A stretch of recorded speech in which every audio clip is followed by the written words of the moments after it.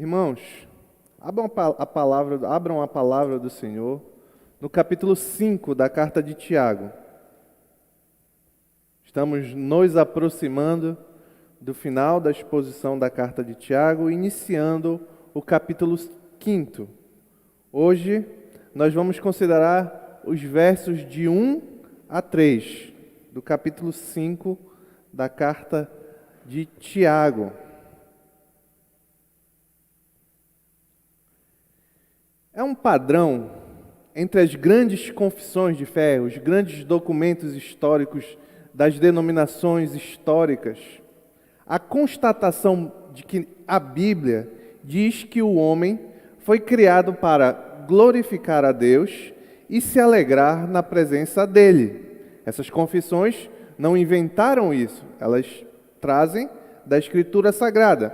Então, esta é uma verdade de que o homem foi criado para glorificar a Deus e se alegrar na presença dele, é uma verdade fora de questionamento daqueles que professam crer na Bíblia como a palavra de Deus. Assim era Adão e Eva no Éden. Viviam em obediência e glorificando a Deus e se alegravam constantemente na presença de Deus. A palavra diz que Deus estava sempre com eles e eles se alegravam, cumprindo a razão para a qual foram criados. Só que nós conhecemos bem a sequência da história. Após a queda, o homem mudou completamente. A satisfação que antes se dava com a presença do Criador, em ser instrumento para a glória do Criador, passou a ser voltada para a criatura, para ídolos em diversas direções. Ou seja, para tudo aquilo que não é o Criador. Sabemos que estes ídolos são incapazes de preencher o vazio deixado pelo afastamento de Deus. A queda trouxe uma separação entre o homem e Deus. O pecado trouxe uma separação entre o homem e Deus. Porém, desde a queda, mesmo esses ídolos sendo incapazes de preencher o vazio deixado no coração do homem, desde a queda o homem tem se empenhado habilidosamente em exercitar todo tipo de idolatria. E tem se tornado muito habilidoso nisso. O homem é um idólatra de nascença, bastante capacitado para idolatrar, para adorar, para amar, para colocar outras coisas em lugar do Criador, em lugar de Deus. Aqui temos a origem dos vícios, dos defeitos, é a sede incansável por ídolos. Vícios, sede incansável por ídolos. Se você procurar no dicionário a definição de vícios, em um dos que eu procurei, eu encontrei a seguinte definição: dependência física ou psicológica que faz alguém buscar o consumo excessivo de algo. Então, o homem que foi criado para adorar a Deus, agora ele transfere essa energia para adorar a criatura e se vicia naquilo. E se tornou habilidoso em buscar cada vez mais coisas que satisfaçam seus desejos pessoais. Um desses perigosos vícios que o ser humano busca constantemente é a riqueza. São as riquezas. A busca incansável por riqueza, bens, dinheiro. Na nossa cultura atual, isso pode para alguns não aparentar ser um ídolo, um mal em si mesmo. Inclusive a cultura predominante, incentiva essa busca. Diz que você deve buscar cada vez mais crescer financeiramente, que você só tem sucesso e será reconhecido se você obter renda, se você obter fama, se você obter condições financeiras, bens materiais, você vai ser mais respeitado na sociedade, conforme o seu nível social. Nós somos bombardeados por esse tipo de informações o tempo inteiro. Mas é um ídolo. Essa busca incansável por riqueza, esse colocar os bens materiais em primeiro lugar no seu coração é um ídolo. Nosso Senhor Jesus Cristo ensinou isso. Disse que não podíamos adorar a Deus e Mamon ao mesmo tempo. Porque se você adora um, você vai deixar de... Eu estou parafraseando aqui, tá? Se você adora um, você vai deixar de adorar o outro. Se você adora o outro, você vai deixar de adorar um. Assim ensinou Jesus Cristo. Entretanto, como todos os ídolos, as riquezas nunca poderão salvar ninguém.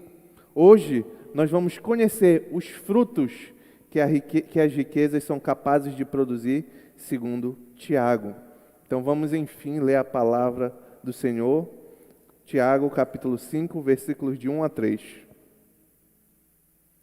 Ouçam agora vocês, ricos, chorem e lamentem-se, tendo em vista a desgraça que lhes sobrevirá. A riqueza de vocês apodreceu, e as traças corroeram as suas roupas. O ouro e a prata de vocês enferrujaram, e a ferrugem deles testemunhará contra vocês, e como fogo lhes devorará a carne. Vocês acumularam bens nesses últimos dias. Oremos ao Senhor. Pai querido, muito obrigado pela Tua palavra. Nos revela essa noite ensinamento, transformação, edificação, Senhor. Nos ensina que caminho que temos que andar por meio dela e pelo Teu Santo Espírito. É o que te pedimos em nome de Jesus. Amém. Tiago possui uma forma interessante de escrever. Eu já falei aqui em outras oportunidades durante a série. Ele inaugura os temas no início da carta e ele faz uma breve introdução e posteriormente ele volta ao assunto que ele inaugurou com mais profundidade. Aqui no capítulo 5, no início do capítulo 5, Tiago vai tratar, enfim, em profundidade, o tema que ele introduziu no verso 10 do capítulo 1. Volte um pouquinho lá, volte uma página que você vai encontrar o capítulo 1 da carta de Tiago, verso 10. Diz lá a palavra do Senhor. Tiago, capítulo 1, verso 10. E o rico deve orgulhar-se caso passe a viver em humildade, porque o rico passará como a flor do campo. Então, Tiago já introduziu o assunto, e agora ele vai se aprofundar, se ater um pouco mais sobre esse tema. Sabemos, o que também já foi dito aqui, que Tiago escreveu essa carta para cristãos que foram expulsos de suas terras, suas casas, suas posses, estavam vivendo em sua grande maioria, se não na totalidade, em pobreza, em situação muito difícil financeiramente falando, com dificuldade inclusive de ter o seu sustento. A essas pessoas é que Tiago se dirige, a pessoas que sofreram sendo arrastadas para tribunais, difamadas. E por que elas sofreram tudo isso? Porque eram judeus que se converteram ao cristianismo. Então isso foi fruto da perseguição que eles sofreram por professarem a fé em Jesus Cristo. E a causa, o instrumento de muitos desses sofrimentos estavam justamente nos ricos daquele contexto, pois eram eles que exploravam os cristãos recém-convertidos. E Tiago está se dirigindo aos destinatários agora no capítulo 5, no início do capítulo 5, para dizer que a situação não seria sempre assim, que eles poderiam ter esperança. E o primeiro ponto que Tiago destaca para trazer essa esperança aos destinatários é que é o fim dos ricos. Eu nomeei assim, o fim dos ricos, que está lá no verso 1, vou ler novamente. Ouçam agora vocês, ricos, chorem e lamentem-se, tendo em vista a desgraça que lhes sobrevirá. Como um profeta do Antigo Testamento aqui, Tiago, vocês lembram como era o profeta do Antigo Testamento? Ele ia na cidade e anunciava a palavra do Senhor. Aqui, como um profeta do Antigo Testamento, Tiago critica as pessoas ricas, que em sua arrogância ignoram, desconhecem, adoram ídolos, o ídolo da riqueza, ao invés de adorarem a Deus e sua palavra.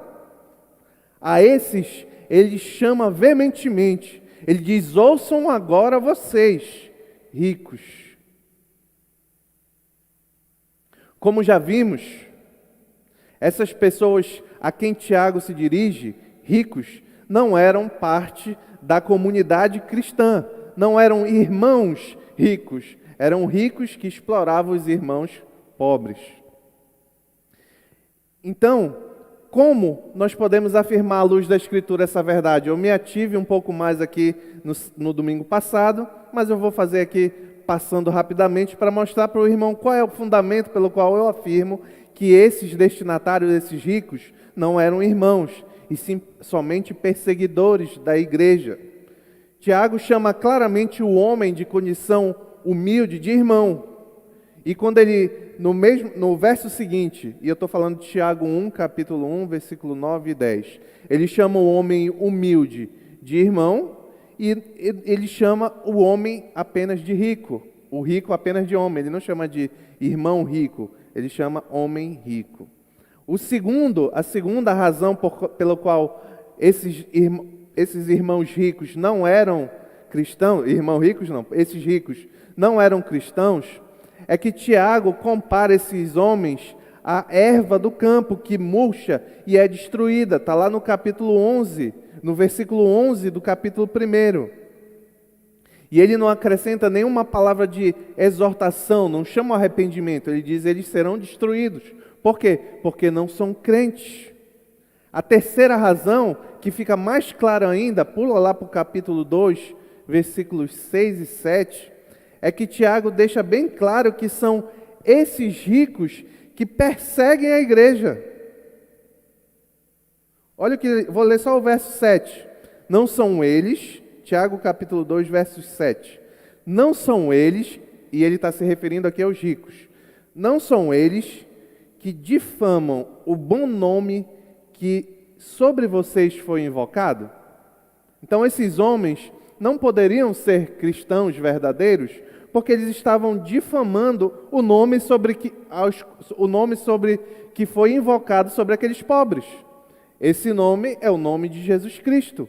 Lembrem, quando eles começaram a professar Cristo, foi que a vida deles deu uma guinada. Eles começaram a ser perseguidos e empobreceram em razão de professarem o nome de Jesus Cristo. Então fica claro que esses ricos a quem Tiago chama agora no capítulo 5, não são crentes, não são cristãos. O interessante, se você notar aqui, é que, como é uma carta dirigida à igreja, qual é o intuito de Tiago fazer uma chamada a esses ricos? Porque provavelmente eles não iam ler, nem ter acesso a essas cartas, já que não faziam parte da comunidade da igreja. A intenção aqui de Tiago é justamente o contrário, é trazer o conforto ao coração dos que sofriam a perseguição desses homens. A ser encorajados, a igreja a ser encorajada pelo destino que se aproximava daqueles que os perseguiam. Tiago declara juízo. Juízo. É como se Tiago quisesse dizer aos irmãos, eu vou parafrasear, que olha, eles estão enriquecendo, perseguindo, estão sofrendo, mas não vai ser sempre assim. Vai chegar um dia que o negócio vai piorar para o lado deles e melhorar para o lado de vocês. Esse é o ponto de Tiago. Por isso ele diz que os ricos, devem, e ele fala na sequência do verso 1 do capítulo 5, chorar e lamentar. Diz assim: chorem e lamentem-se, tendo em vista a desgraça que lhes sobrevirá. Aqui há uma promessa na Escritura para ímpios. Aqui Tiago está revelando por meio do Espírito Santo que há uma promessa para ímpios, de forma que eles devem chorar e lamentar, porque a desgraça virá. É interessante, nesse tempo que eu tenho exposto essa série aqui em Tiago, eu tenho notado como Tiago faz questão de, muitas vezes, quase que usar palavras idênticas a que o nosso Senhor Jesus Cristo usou sobre os mesmos temas. Abra a palavra do Senhor em Lucas, capítulo 6, versículo 24. Olha como o raciocínio aqui é o mesmo. Certamente Tiago, inspirado no mestre, né? Ele repercute os mesmos ensinamentos. Lucas, capítulo 6, versículo 24.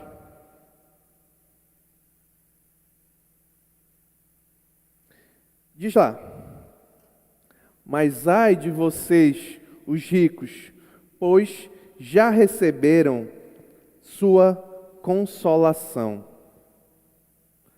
Vocês lembram que o nosso Senhor Jesus Cristo ensinou, em certa medida, sobre sobre os fariseus que oravam na praça, iam para a praça pública e oravam e levantavam o clamor, batiam no peito e se vestiam com toda aquela roupa lá, para que todos os homens pudessem ver o quão piedosos eles eram. E o nosso Senhor Jesus Cristo diz nessa oportunidade que aqueles homens que estão orando ao Senhor daquela forma, eles já conseguiram o que eles queriam. Porque de fato eles não queriam orar a Deus, de fato eles queriam a atenção dos homens. E quando eles fazem essa papagaiada toda, eles têm a atenção dos homens. Os ricos é semelhantemente, porque eles recebem o consolo, aqueles que buscam como seu objetivo final de vida enriquecer e conseguem, ele recebe o consolo daquilo que eles tanto buscaram, o consolo que a riqueza pode dar. Assim como aquele homem que queria atenção, recebeu atenção e acabou, os que vivem a vida buscando riqueza e o seu coração está virado para isso, quando alcançam, eles receberam tudo que eles podem receber, a riqueza. Tiago indica em capítulo 4, verso 14, logo chegará o fim. As pessoas invejam os ricos por causa dos bens e influência, mas no momento da morte, de que adianta ser materialmente rico e espiritualmente pobre, falido? O que o homem deve fazer é investir a vida e a energia na sua conta bancária espiritual, reservando tesouros no céu, como ensinou Jesus Cristo. E olhem aqui aquilo que eu falei. Olha como Jesus usa as mesmas figuras de linguagem de Tiago. Mateus capítulo 6, versículo 20. Mateus capítulo 6, versículo 20. Olha a exortação do nosso Senhor Jesus Cristo. Mas acumulem para vocês tesouros nos céus, onde a traça e a ferrugem não destrói, e onde os ladrões não arrombam nem furtam. Olha que interessante. Tiago está dizendo que aquele que acumula riqueza e vive para a riqueza vai enferrujar, a traça vai corroer, vai acabar. Mas Jesus Cristo diz que nós devemos acumular tesouros no céu, onde a traça não corrói e a ferrugem não destrói. O que tem realmente valor diante dessas duas verdades bíblicas? A expressão aí no finalzinho da referência de hoje, nestes últimos dias, aponta para o fim dos tempos. O que era o cumprimento do que foi prometido no Antigo Testamento e que iniciou na época do Novo Testamento. Atos dos Apóstolos, capítulo 2, verso 17 diz: nos últimos dias, diz Deus, derramarei do meu espírito sobre todos os povos. Os seus filhos e as suas filhas profetizarão. Os jovens terão visões. Os velhos terão sonhos. Aqui mostra que em Pentecostes, ali na igreja, no início da igreja, começou os últimos dias. A que Tiago se refere. Então, desde a primeira vinda de Jesus Cristo, nós estamos nos últimos dias. Hebreus capítulo 1, verso 2, depois você pode ler. Quando, porém, colocamos a Bíblia aberta do lado dos noticiários, dos jornais, das reportagens que vemos hoje em dia, é imperativo que tenhamos a impressão de que agora esses fins estão mais próximos ainda. Aquilo que foi profetizado, aquilo que foi dito, está cada vez mais claro. A medida da iniquidade dos homens está aumentando cada vez mais e mais. E esses dias irão chegar, mais cedo ou mais tarde. Paulo, em 2 Timóteo, capítulo 3, versículo de 1 a 5, diz: Saiba disto, nos últimos dias sobrevirão tempos terríveis. Os homens serão egoístas, avarentos, presunçosos, arrogantes, blasfemos, desobedientes aos pais, ingratos, ímpios, sem amor pela família, irreconciliáveis, caluniadores, sem domínio próprio, cruéis, inimigos do bem, traidores, precipitados, soberbos, mais amantes dos prazeres do que amigos de Deus, tendo aparência de piedade, mas negando o seu poder. Afaste-se desses também. Eu estou lendo o jornal de ontem.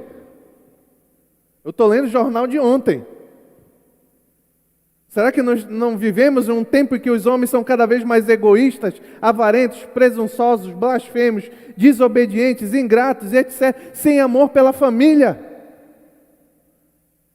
A família, uma instituição tão sagrada diante de Deus, hoje é jogada na vala. Certamente, nós vivemos o período entre a primeira e a segunda vida de Cristo. Os ricos, de acordo com Tiago, acumularão riqueza material, à sombra da volta de Cristo. Quando Ele voltar, porém, de que adiantará essa riqueza? Aqui há um encorajamento também àqueles que valorizam a riqueza espiritual. Porque diante de toda essa degradação, toda essa desgraça, um dia você estará onde não há choro nem lágrima, onde todos os pecados já passaram, eis que tudo se fez novo. Que tipo de riqueza você tem sido hábil a produzir nesse tempo? Um termômetro para medir como está a sua caminhada nesse aspecto é o uso do tempo e da energia. O que você tem feito com seu tempo e com energia? Investido em obter sucesso profissional, riqueza, bens materiais, e nada disso é mal em si, meu irmão. Não entenda mal o que eu estou falando. Nada disso é mal em si. Mas a sua energia está voltada principalmente a isso, aí sim é um mal, é uma idolatria. Ou você está investindo a sua vida em oração, em adoração, em serviço ao Senhor, em conhecimento, relacionamento com Deus. São dois tipos de investimentos. Jesus diz que não dá para investir nos dois. Ou tu investe num, ou tu investe no outro. Quanto tenho valorizado as riquezas? E isso aqui é uma pergunta que, de supetão, todo mundo responde: não valorizo muito. Até eu. Não valorizo. Mas, quando nós pensamos e analisamos a nossa mente e a nossa vida prática, será que ela tem correspondido a isso que eu estou afirmando?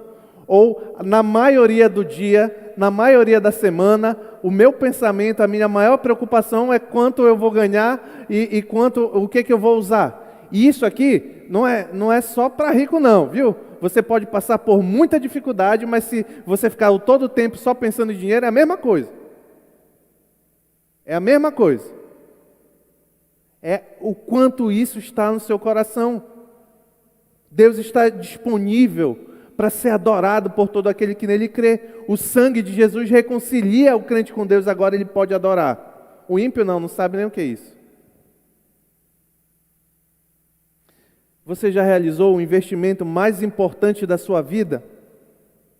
O investimento de confiança em Jesus Cristo? O retorno é infinito. Colossenses capítulo 2, versos 13 e 14 diz: quando vocês estavam mortos em pecados e na incircuncisão da sua carne, Deus os vivificou com Cristo. Ele nos perdoou todas as transgressões. E está aqui o resultado do investimento. E cancelou o escrito da dívida, que consistia em ordenanças, que nos era contrária. Ele a removeu, pregando na cruz. Invista a sua vida, a sua fé, a sua confiança em primeiro lugar em Cristo Jesus, porque Ele é o único capaz de pagar a maior dívida que você tem. Você pensa que a maior dívida que você tem é os boletos que estão chegando?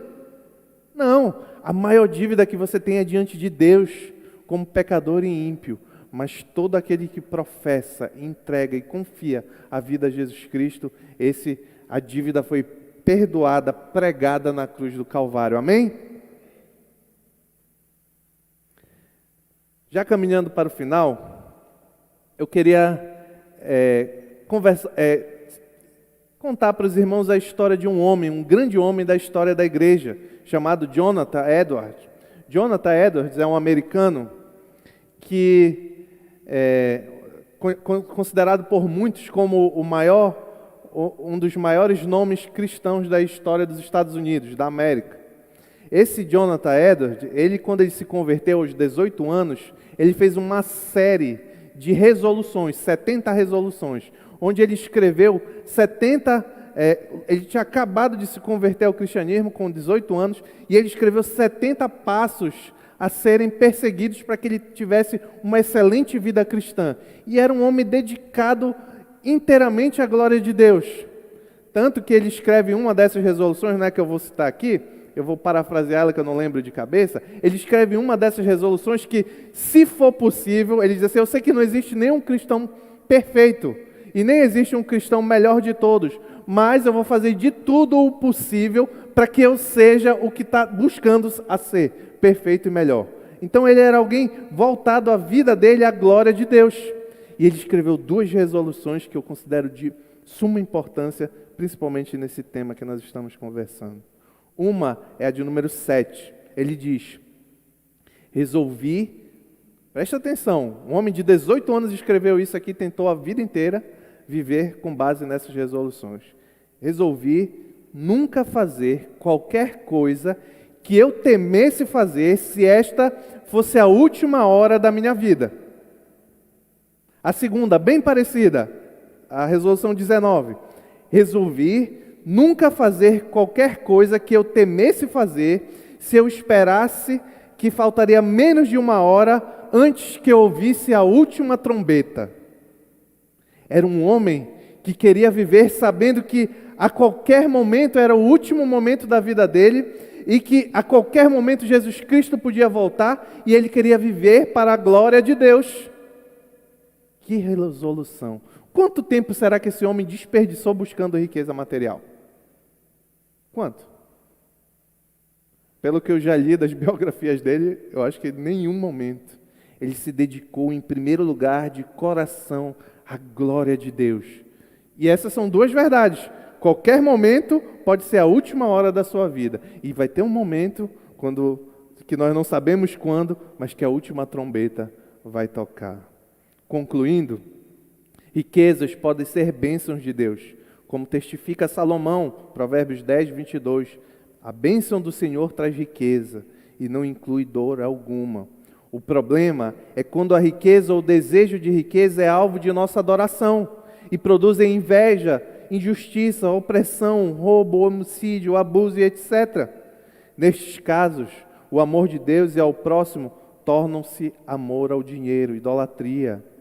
1 Timóteo capítulo 6, 10 diz: pois o amor ao dinheiro é a raiz de todos os males.